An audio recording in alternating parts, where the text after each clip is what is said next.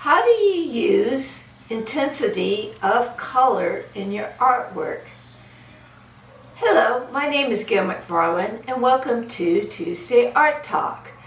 So I find using different types of intensity when it comes to color adds interest to your artwork.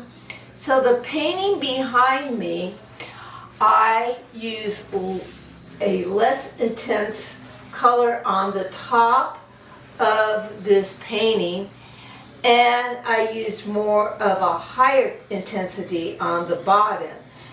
I feel this contrast adds a little bit of interest to the artwork.